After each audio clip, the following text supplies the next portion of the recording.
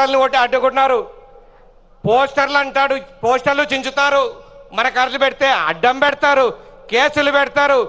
ఎన్ని పెట్టినా కూడా వెనక్కి తిరగకుండా ముందుకు సాగి ప్రతి ఒక్కరికి ధైర్యం పంచిన యువగలాన్ని ఈరోజు పార్టీ అధికారంలో ఉందంటే ఆ రోజు మన గుండె ధైర్యం నింపిన ఆ యువగలమే కారణం అని చెప్పి మీ అందరికీ నేను తెలియజేసుకుంటా ఉన్నాను. ఇంకేం చేశారు? అర్ధరాత్రులు జీవోలు తీసుకొచ్చారు, మైకులు కట్ చేశారు. మైకు కట్ చేస్తే ఏమైందయ్యా? ఆంధ్రప్రదేశ్ ప్రజలంతా కలిసి నీకు అసెంబ్లీలో మైకు లేకుండా చేశారు. ఒక్క గొంతు ఆగితే సరిపోతుంది అనుకున్నారు. ఆ గొంతే ఆంధ్రప్రదేశ్లోని కోట్ల మంది గొంతే ఆ రీసౌండ్కు అసెంబ్లీలో నీకు సౌండ్ లేకుండా చేసినారు జగన్మోహన్ రెడ్డి. గుర్తుపెట్టుకో.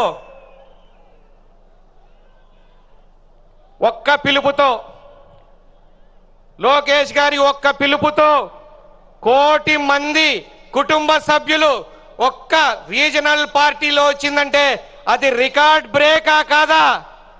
ఇదందరూ మీరు లేకుండా సాధ్యమయ్యేదా?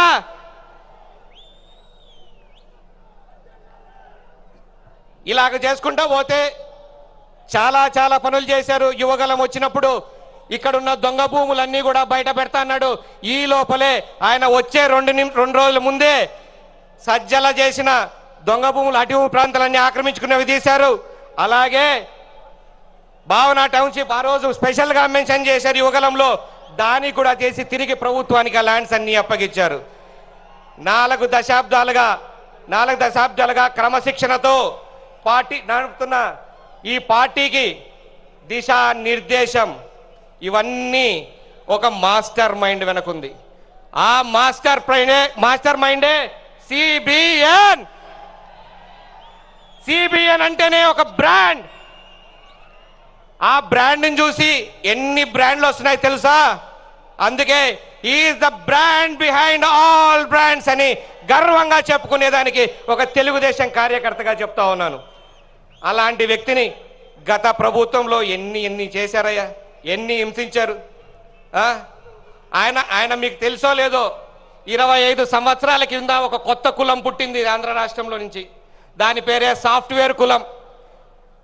ఒక కులం అంటే ఏ కులం వాళ్ళైనా కూడా ఒక ప్రత్యేక కులం. నేను సాఫ్ట్వేర్ ఇంజనీర్ నేను చెప్పుకునే స్టేజ్కి తీసుకొచ్చారు, ఎదిగారంటే అది కేవలం మా నారా చంద్రబాబు నాయుడు గారి వల్లే అయ్యింది. ఇన్ని పనులు చేసినా ఇంత గొప్ప ఆయన్ని ఎన్ని ఇబ్బందులు పెట్టారు. అన్ని ఇబ్బందులు పెట్టిన ప్రపంచం అంతా నిరసనలు తెలియజేసి ఏ రోజైతే బయటికి వచ్చారో జనాలందరూ చూసి ప్రతి ఒక్కరు కూడా ఆంధ్రప్రదేశ్ రాష్ట్ర ప్రజలందరికీ కూడా మరొకసారి కృతజ్ఞత చేస్తున్నాను. చాలా తెలివిగా డెసిషన్ తీసుకొని ఆయన్ని మళ్ళీ తిరిగి ఆ సీటు మీద కూర్చోబెట్టారు. వాళ్ళిద్దరూ కలిసి ఈ ప్రభుత్వాన్ని తీసుకొచ్చారు.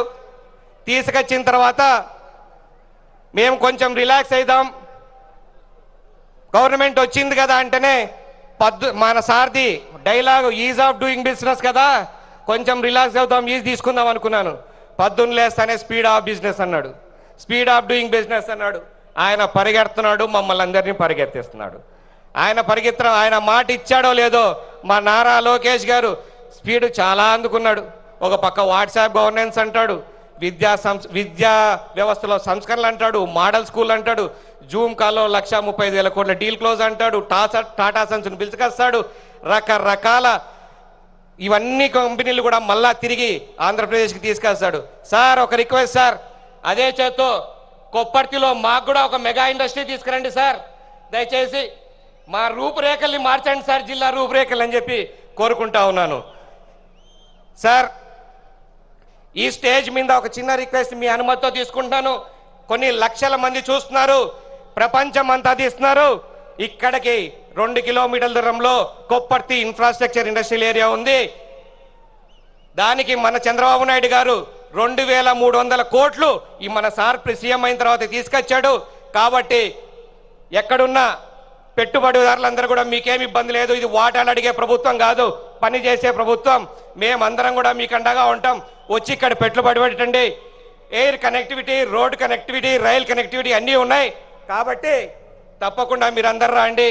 ఇదే ముసుగులో సార్ మీరు ఇంతకు ముందు వచ్చినప్పుడు జిఎన్ఎస్ఎస్ కాలువ ఈసారి కంప్లీట్ చేస్తామని చెప్పారు. నాకు కూడా మొన్న కలిసినప్పుడు 5 ఏళ్ల లోపల మీరు చేస్తా అని చెప్పారు. కాబట్టి జిఎన్ఎస్ఎస్ కాలువ పూర్తి చేసి కడప నగరానికి మంచినీళ్లు, కొప్పర్తికి ఇండస్ట్రియల్ నీళ్లు, అలాగే కమలాపురం నియోజకవర్గానికి 90,000 ఎకరాల ఆయకట్టు కూడా పెరుగుతుందని చెప్తున్నాను సార్. థ్యాంక్ యూ ఇవన్నీ చేసినందుకు. చివరిగా ఈ కార్యక్రమాన్ని ఇంత గొప్ప సక్సెస్ చేసిన ప్రతిరోజు ఇక్కడ పనిచేసినటువంటి మా కార్యకర్తలకు, లీడర్లకు పేరు పేరు మరొక్కసారి ధన్యవాదాలు తెలియజేస్తున్నా. చివరిగా మన యుద్ధంలో ప్రాణాలు కోల్పోయిన జవాన్లందరికీ నివాళులర్పిస్తూ భారత్ మాతాకి వందే మాతరం, జై తెలుగుదేశం, జై చంద్రబాబు, జై నారా లోకేష్ గారు, జై Hind. Thank you very much. Chaitanya Reddy గారికి ధన్యవాదాలు. ఇప్పుడు ఈ తెలుగు సింహగర్జనను ఉద్దేశించి, ఈ తెలుగు సునామీని ఉద్దేశించి మనందరి గుండె చప్పుడు, యువత స్ఫూర్తి ప్రదాత, కొంతమంది దుర్మార్గులకు రెడ్ బుక్ అంటే